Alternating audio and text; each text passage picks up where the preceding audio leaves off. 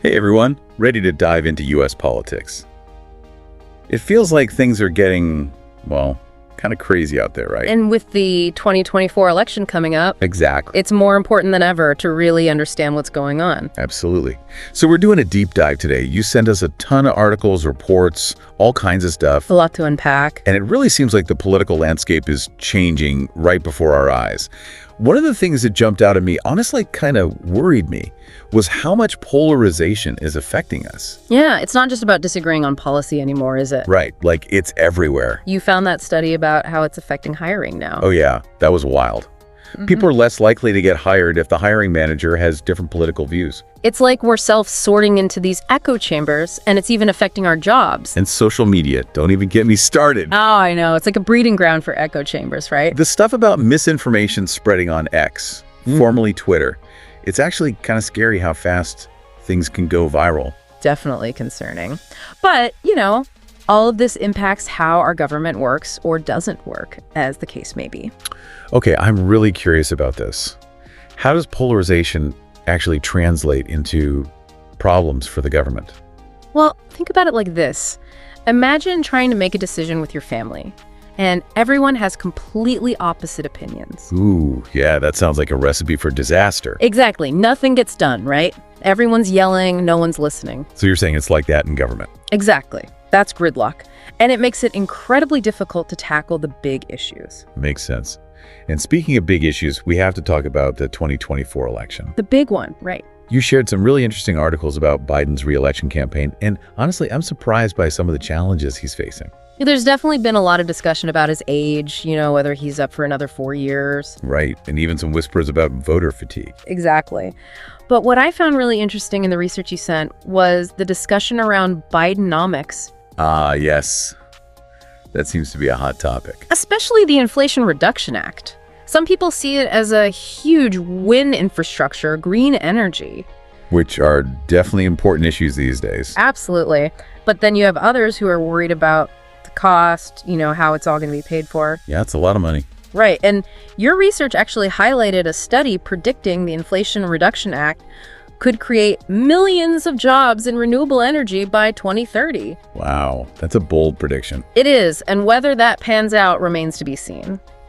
But it shows how high the stakes are. It's like we're watching a real-life economics experiment unfold right in front of us. That's a great way to put it. Okay, but we can't talk about 2024 without mentioning the other side. The Republicans. Yeah, I gotta say, going through the sources you sent, it's a whirlwind over there. It really is a fascinating and unpredictable situation right now. You've got the traditional conservatives, then you have the Magi wing, which, let's be honest, gained a lot of traction during Trump's presidency. And they have a very distinct set of priorities.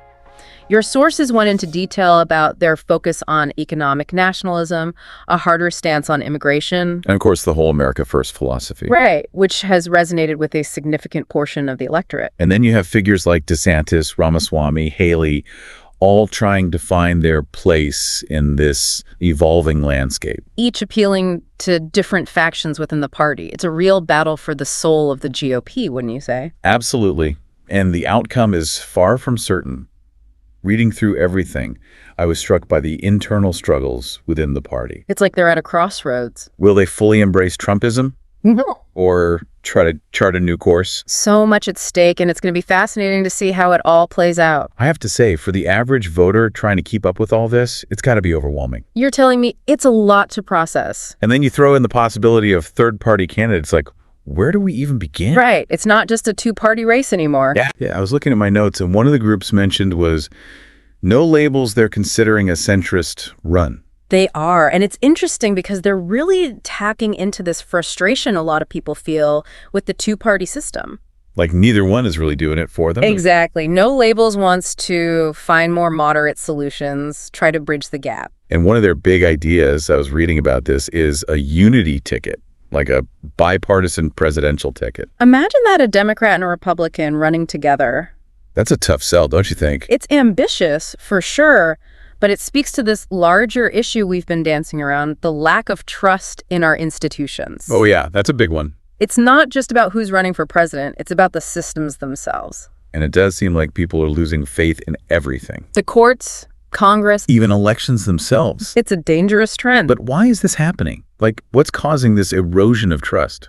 Well, let's start with the Supreme Court. You flagged some really thought-provoking articles about how public trust has plummeted. Especially after the rulings on abortion and affirmative action. Right. Those were incredibly divisive decisions, and they really fueled this perception that the court is becoming more politicized. It's like another battleground in the culture wars. Exactly. And then there's Congress, which, let's be honest, doesn't exactly have the best track record. No, not really known for their efficiency or their ability to compromise. It just seems like it's all about scoring political points instead of actually, governing.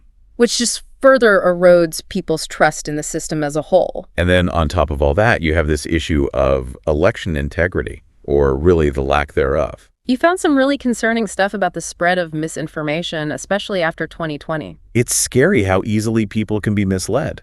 And it undermines the very foundation of our democracy, right? If you don't trust the elections, you don't trust the outcome. And it just creates this vicious cycle of mistrust, makes it harder to address the real problems facing the country. Right. And speaking of real problems, maybe we should dive into some of the policy challenges you uncovered in your research. Yeah, good idea. I mean, the economy is a big one. Inflation might be cooling off a bit, but it's still a major concern for a lot of people. Absolutely. And there's a lot of debate about whether Biden's policies are actually helping or hurting the average American.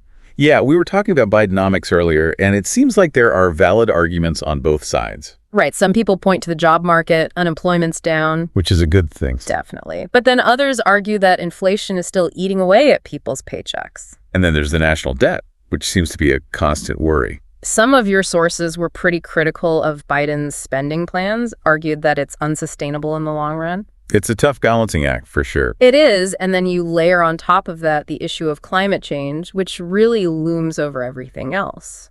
And that's another one where the partisan divide is so wide. It's stark, isn't it? You have Democrats pushing for aggressive action. And then some Republicans who still question the science or the cost of addressing it. And the stakes couldn't be higher, right? We're talking about the future of the planet. It's like we're trying to steer a ship through a hurricane with everyone arguing about which way to turn the wheel.